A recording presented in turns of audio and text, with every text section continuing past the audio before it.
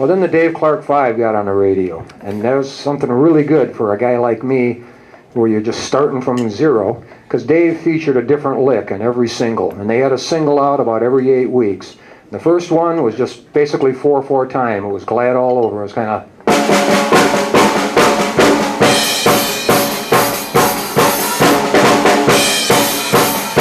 Then, of course, in the end, it would be... Nice big cymbal hit. The next single came out about 2 months later. It was Bits and Pieces, and they're all on Ed Sullivan doing this big stomp sound. And as a...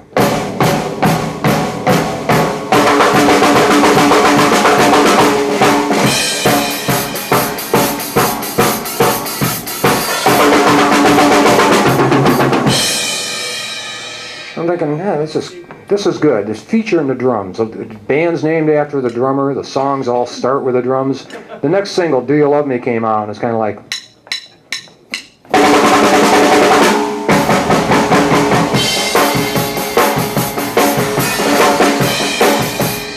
I'm listening to that, and I'm like, that intro, that's kind of odd. Something wrong there. Sure enough, I go back and hear it later.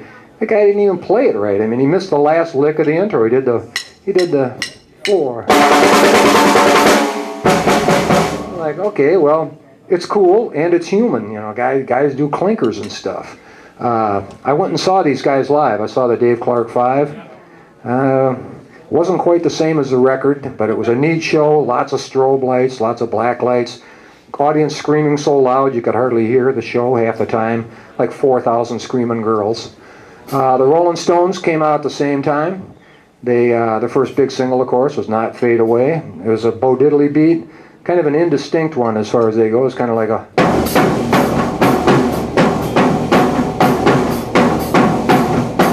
Just a straight shave and a haircut. About that time, my mom bought me a record player. And, of course, it was one of the little portable boxes with a stack of singles already in it. It was used. And there's Not Fade Away by Buddy Holly and the Crickets, whoever they were. And... I listened to it, and the guy had like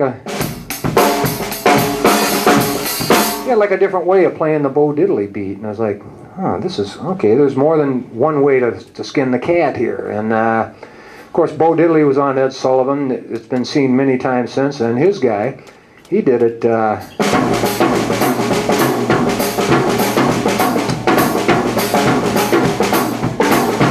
So. I'm finding things out like the shave and the haircut, the 2 bits. Sometimes they're jumping it, sometimes it's on the straight beat. There's more than one way of doing this stuff. The Rolling Stones, later in the next year, they were on Ed Sullivan. They did this song The Last Time, and of course it features my favorite role. But when he's playing the song, and it was on Ed Sullivan, it's this dry television sound. The drum sounded huge, and he's up there and he's just going.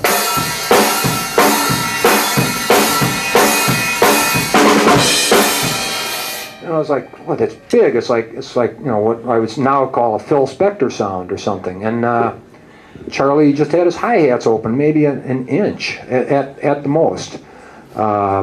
Satisfaction came out. That's about the time we were all getting in bands, and even then it was kind of a discipline to play straight time for 4 minutes. It was just basically. And it's pretty laid back on a record, and there's a little tambourine kind of jingling along with it and stuff. So, you know, I go see some of these bands in 1965. I went and saw the Dave Clark 5. I saw the Rolling Stones, and it was just chaos. It was really cool. They had little Fender Bandmasters and stuff. Nothing, 2 vocal mics, nothing else was mic'd. And the place is going wild. There's about 10 guys in there, and the rest is all girls, of course. And we didn't mind that one bit. I saw the Beatles at Comiskey Park in Chicago, and they were doing Ticket to Ride in the middle of the show, and it was kind of, Ringo has this cool little part on there. It's kind of,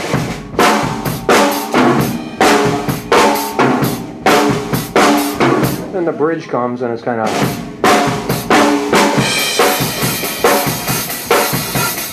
he's doing this big swing, and I thought I had the greatest seats in the world. I had front row, and they were way out on second base, and I'm looking at these little guys out there. Well, they're doing Ticket to Ride, and in the middle of the bridge, one of the Beatles does this and waves, and the whole place just erupted.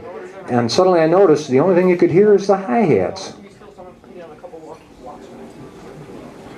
And the only thing you could hear was the hi-hats. And I was like, well, this is something, this was a valuable lesson.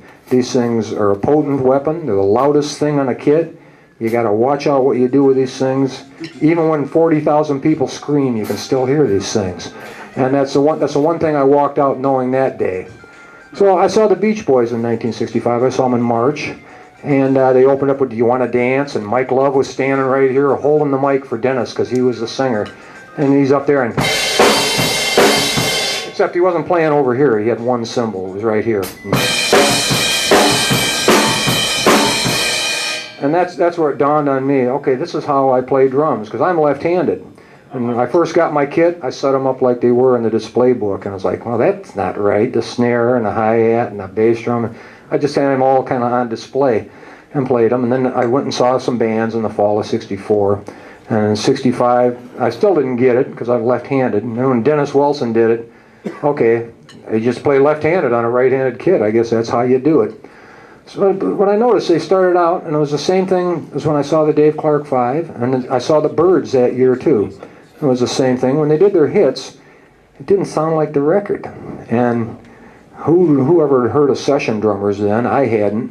And a couple years later I did, and this isn't my quote, it's another quote, but I found out about 6 of my favorite West Coast drummers were one guy.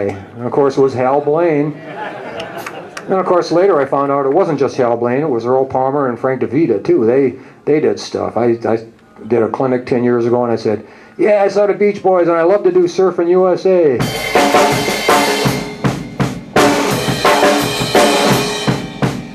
I was like, oh, that's great. Hal did great on that. And Frank DeVita comes up to me afterwards. Hey, that's me on that track. And I'm like, well, why didn't you stop me and tell everybody, hey, it's me? And he's like, I didn't want to interrupt you. Well, Earl Palmer was scheduled to do the session because Hal was busy. Earl couldn't do it and subbed it off to Frank. I mean, so you suddenly start finding out your heroes really might not even be your heroes. You know, there might be some other guy. And sure enough, with the Dave Clark 5, as with the Kinks, as with the Hollies, it ain't Dave, and it ain't Bobby Elliott, and it ain't Mick Avery on the singles. It's Bobby Graham, this English guy. 3 or 4 of my favorite English drummers were one guy, Bobby Graham. And some of these guys deny this to this day. One of those drummers I mentioned from England, I still know the guy, and he'll swear up and down on a stack of Bibles it's him on every track, and I'll swear on a stack of Bibles it ain't. But there you go.